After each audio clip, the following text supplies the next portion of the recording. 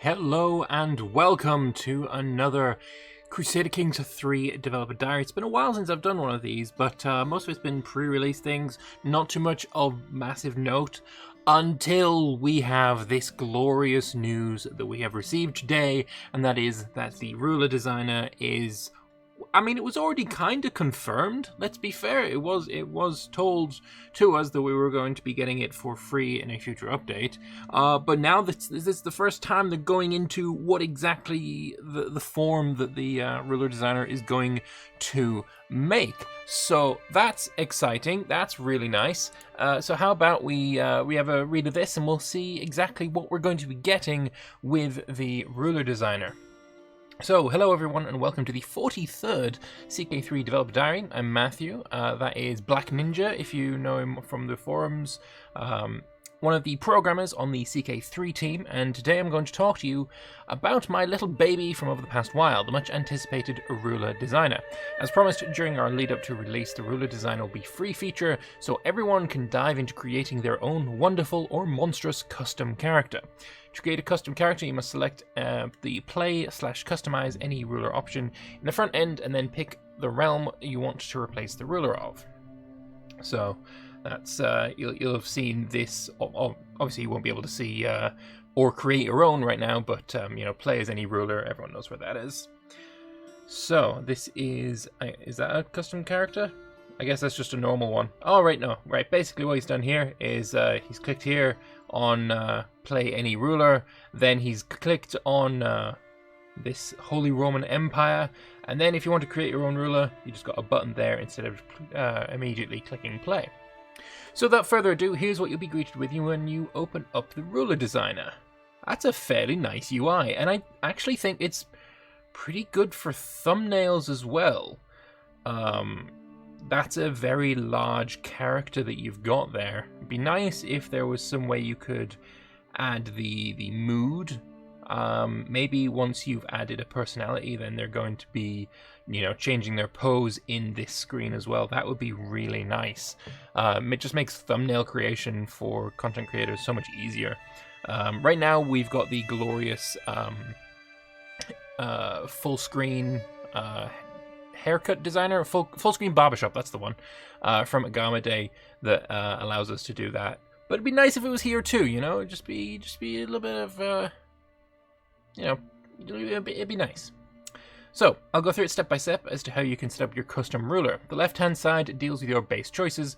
First of all, on the top left side, we've got being able to pick your sex and sexual orientation from the options that appear in-game. Then, of course, we've got your faith, you've got the culture, makes sense. The default to those of the character you're replacing, but you can open up a collapsible list of the culture groups and religions which contain their related cultures and faiths. Oh, I've just had the most glorious thought. I know what my first campaign is going to be in CK3 once we have this. It's going to be Roman culture, Hellenic faith, somewhere inside the Byzantine Empire. Roman reclamation run. That's gonna be the challenge. Yeah, that's the plan. All right, lovely. So you can choose all of the faiths that you want, all of the cultures that you want. I would hope that those cultures and faiths that are not supposed to be active are still in the game. That would be really, really handy. In the lower left side, you can enter your first name and dynasty name, or randomize it based on your culture, or if religious names exist, your faith. You can also randomize your dynasty and realm coat of arms. Now here's the slight disappointment part. To ensure we could release the ruler designer in a timely fashion and offer a deep visual cosmetic system for your characters, we took the decision to not spend time on a custom coat of arms designer. I know this will be a disappointment to some of you, it is to us as well, but we wanted to prioritize giving you all a functional and fun ruler designer for the core aspects first. We currently support randomizing the coat of arms instead. The randomization rules obey our normal coat of arms generation rules, so it'll be filled with emblems and designs fitting of your faith, culture, and title.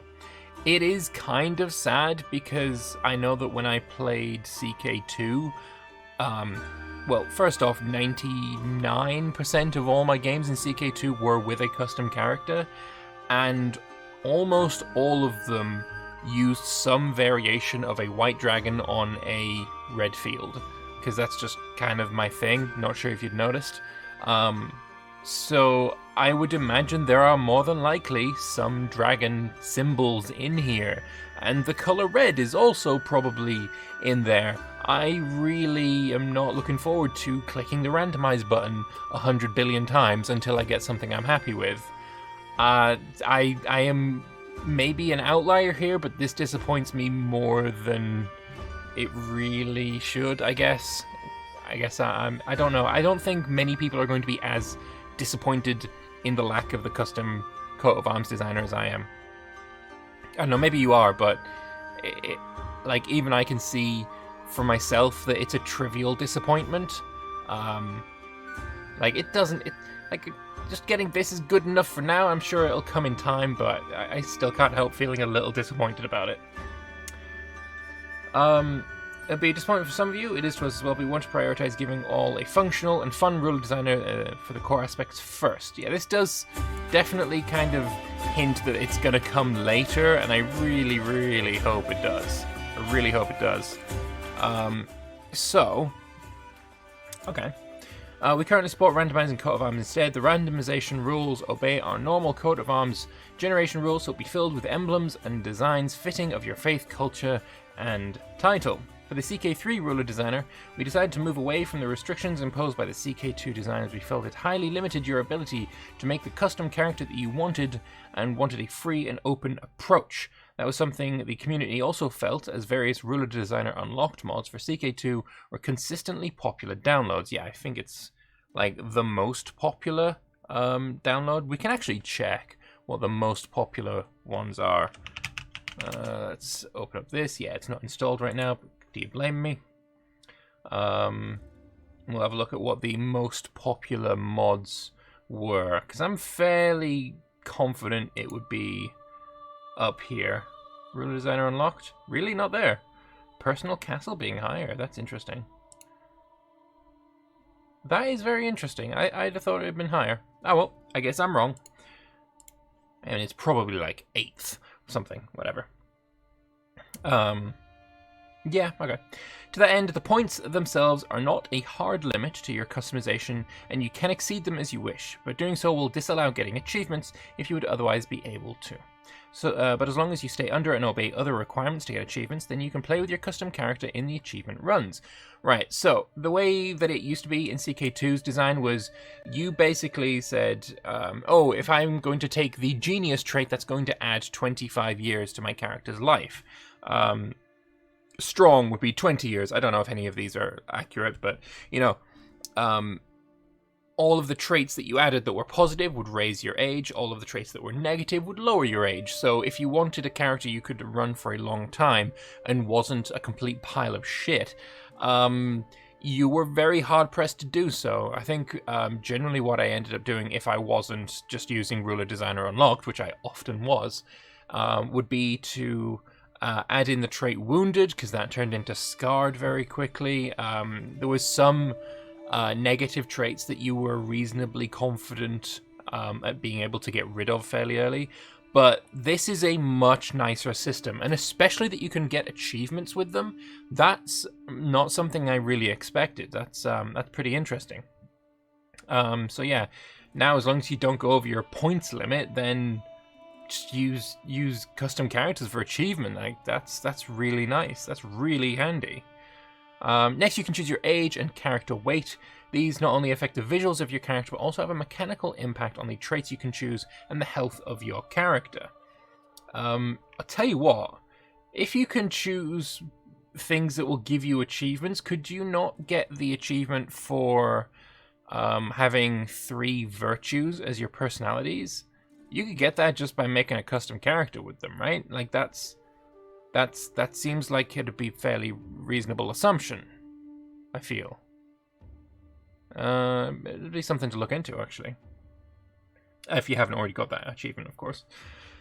Of course, we then move on to the ever-important trait selection. Clicking on one of the trait slots opens up a menu showing the various traits in that category, such as education or personality traits. Every trait has an associated cost in points, though again there is no hard limit on what you can pick except for mechanical limitations like no childhood traits on adults or picking two traits that are opposites of one another. So, here we can see the various points that each of the traits would be, or some of them at least. Can't see all of them, so it looks like 80 points for the max level of an education. I don't know what these are going to cost. Looks like you can still upgrade and downgrade the skills just naturally. You can see the age and just like how much everything's going to cost. Age is also costing some. You can see there the age of this character is costing 67, and I believe that is this character, so it'll be 67 points for a 25-year-old character. It looks like that. I'm not saying for certain that's what it is, but you can see what the rest of the points costs are. Wise Man's a good decent trait for 20. Cynical can be useful for sure, but that's 30. I would say Zealous is a bit more worth it. Temperate's a damn good trait. That's 40. Yeah, but you can see the various costs of some things. Not everything, of course. You can also modify your character's base stats if you want that extra little boost in intrigue without wanting to compromise the personality you've built for a character. Increasing your prowess will also increase your physical muscle mass, so you can show off your gym gains. Oh yeah. And finally, in the bottom right, we have the family selection, which lets you decide whether your created character should start married or with some children. If you do, then your children will look like you and your spouse if they exist, just like they would in normal gameplay. Nice. That's nice to see. Speaking of which, no custom character creator would be complete without the ability to customize the appearance of your new ruler. When you click the Change Appearance button, you are first presented with this ethnicity selection screen. Picking an ethnicity here will randomize within the predefined guidelines of that ethnicity. It doesn't limit any further customization, it just provides the basis. So, alright, that's cool. Customizing further gets you into the real meat of the portrait creation process. We've got over 90 individual genes spread across 7 anatomical groupings to customize your portrait, ranging from height and skin color to your lip definition and profile, the nose tip detail, and the depth of the eye corner. So, safe to say, a lot of options to choose from when customizing your character. Yeah, no, you could say that. And again, it's pretty nice to be able to get up pretty close to the face and see exactly what they're going to look like. I like it.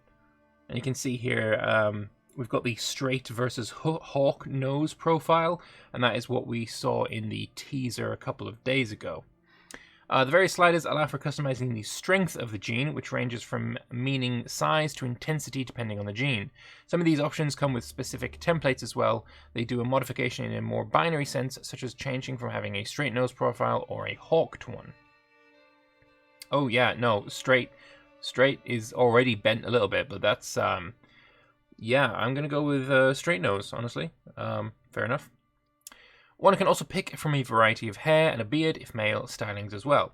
You can of course pick your hair color, though we do have a limited palette, as I was sad to find I couldn't make my self-insert character quite as ginger as I am in real life, though to be fair, nothing is quite that orange. Yeah, no, he's not wrong. I think the easiest way to demonstrate it, however, is a clip of me doing a few edits to a character to demonstrate some of the types of changes you can do. You can morph the face to look very different from your randomized baseline if you want to, but for this video I kept it to just a few edits. So we'll have a play of this. We'll have a look. So you can make yourself, no matter what ethnicity you're choosing as your baseline, you can have them be whatever color you want. Which is nice. It's nice to have that, the customization. It looks pretty detailed. There's a lot of genes there. You said there was, what, 90? I guess each one of these is a gene. Yeah, you can see that, like, it's vaguely what, it looks very vaguely similar to the character at the start, but, like, it can change very, very much.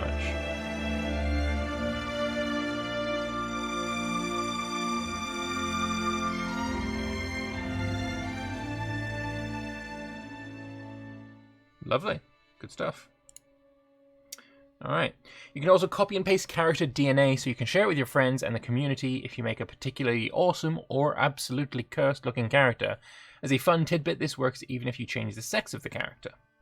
And once you're finally done with making your new ruler, you hit finalize, and away we go into the game with our new custom ruler. Very nice. So we got this guy as the custom ruler. 3-star education, decent personality traits, wise man 321 points. That's achievement compatible. Achievements are available in Iron Man when you've not used more than 400 points. Fair enough. Magnus von Cleve. Decent enough character. So then we have Kaiser Magnus of the Holy Roman Empire, as opposed to the guy that you start with. Lovely stuff. And you know what's interesting is that you can, he said there that you can copy and paste DNA. So I wonder, is it going to be possible to find the DNA of certain dead characters like Augustus Caesar? Because he is in the game. Be difficult to find him, but he is in the game, so certainly his DNA is there somewhere for someone to go digging after. Basically, you could be Augustus reborn. You know how I said that my first run was going to be with a Hellenic Roman character? I'm playing Augustus reborn. I've just decided. It's already decided. It is already decided. Nice. All right. All of this is usable in multiplayer as well, of course, so you and your friends can create custom rulers in multiplayer games together. As I said at the beginning of this dev diary, the ruler designer will be a free feature in the upcoming 1.2 patch. We're not ready to give an exact release date at this time, but the aim is for it to be out by the end of the year. Hopefully it is. That'd be awesome. Hope this has got you excited for creating your own ruler. So, I thought it'd be fun to detail a little bit of the process I went through in making a full feature from scratch, to show the various things that go into it from our perspective, because making games is an otherwise weirdly secretive process these days compared to the creation of other media like movies, television, or music. To start off, a lot of the estimations and scoping of the feature were done by the team. Very important work, but also not particularly interesting screenshot-wise, so I'm going to skip over it and get to when I started doing the implementation. Needless to say, all of the images are in older versions with my beautiful placeholder art. Thankfully, our artists came in and prettified it all up in the current version. Very nice. First of all, I wanted a window that showed you some character, and when you clicked a button, it made that character. To start with, everything being random, like traits, name, portrait, and stuff was fine. So that is the first implementation of the ruler designer. Nice. I guess that's just the... I would say it's quite likely that this kind of code is still there in its entirety in the game, because, I mean, you've got to be able to randomize characters in the ruler designer as well. So, you know, just randomize everything. That's the randomize everything button, right? It could be there. It could still be there. Once I had that going, I could then start exposing more things to the interface to be modified. So I did the left side of the screen first, as it makes up the selection that doesn't cost points to change, like name and culture selection. So, what sex do you want to be? Do you want to be some coins or some coins? And are you sexually attracted to some coins, some coins, some coins, some coins, or some coins? Nice. Alright. From there, I set up the layout of the right side of the screen, though I left that to fill out later as part of another task. I wanted to spend time getting the portrait customization working. Alright. Adding in all the portrait editing where a good chunk of the time was spent. Compared to CK2, our portraits are a lot more complex, so just having a few options per category would not work. Instead, we wanted full sliders for controlling the exact intensity of various genes. Some genes were also a mirror of each other, like ear size positive and ear size negative. To make sure there are not two separate sliders or buttons, I added in a logic to combine them into one slider, with the midpoint being 0 for both, then scaling the intensity from there. Oof. Oh wow, that's a character. Damn. Yeah, no, makes logical sense to me, and I don't code, so it's a good start, really, isn't it? This portrait editing led to some bugs to fix, such as some vaguely skeleton-looking characters missing most of their face from being rendered. Oh god, are we going to have an Assassin's Creed face? Yep, it's an... Oh god, it's definitely an Assassin's Creed face. Ugh. Fair enough. After getting all the portrait options set up and working, it was then on to the final stage of being able to customize your age and traits and family generation. Thankfully our code was already set up nicely, so every character is generated through the same code path. So changing these base values was already unified, so it was mostly a matter of tying the UI into doing this in a neat way. Alright. Which led to some fun issues when I used the wrong UI box type, and the trait selection could grow to be huge if you added too many. Oh, nice. Add all of the traits. Yeah, I like it. But this bar is now bigger, so surely the achievement limit should be bigger too, right? That's how it works, yeah? The points now actually mattering meant I needed to fix up our achievement settings to check for that, and make sure our characters were known if they came from the ruler designer or not.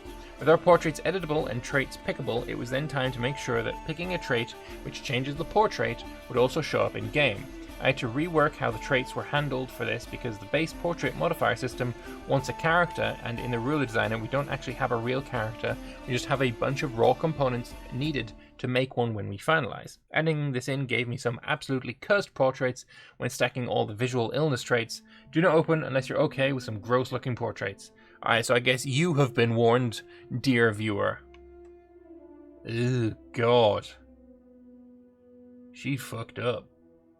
She fucked up. All sicknesses trait image. Love it. Finally, it was a matter of tidying up some things, fixing a few bugs, and adding the last bits of polish to the UI feel. Art had been going through once I had the core features done, and were making the UI look good and removing all my placeholders. After all that and some QA testing for me to fix those last bugs, so much fun with fixing multiplayer issues, we were all done. I hope this unveiled a bit about how making a feature happens. It was very high level and I avoided the nitty-gritty details of it, but I think it can still be illuminating to see the work in various stages of development that go into making a brand new feature. I certainly appreciate it. I think that's pretty cool. I definitely enjoy seeing, behind the curtain, if you will. And yeah, there's pretty interesting shots in here as well. I am definitely going to be using the ruler designer going forward. I especially like that it's going to be achievement compatible, so there is going to be many times when, if I'm going for an achievement that doesn't require that I start as a certain character, I am probably going to use the ruler designer as I did in CK2. It's just my way of playing. I like to have the custom characters going on. It increases the roleplay potential for me, like, a lot. So yeah, no, I'm totally in favor of this. This is awesome. I'm looking forward to getting my hands on it, and I will definitely be playing with the ruler designer in the future. So yeah, stick around on the channel if you want to see me playing with it eventually when this is released. I am also going to be streaming some CK3 tonight if you're watching this as it comes out. So head on over to my Twitch. There's a link in the Doodly Bopper description thing below. So you can go and check out some CK3 gameplay. But yeah, I also want to hear your thoughts on this dev diary, so please do leave them in the description below. Let me know your thoughts, and I'd be very appreciating of that. So thank you all very much for watching. Hope you've enjoyed this little dev diary walkthrough, and I will see you guys either on Twitch tonight or in the next one, whenever that is. I'll see you later. Bye bye.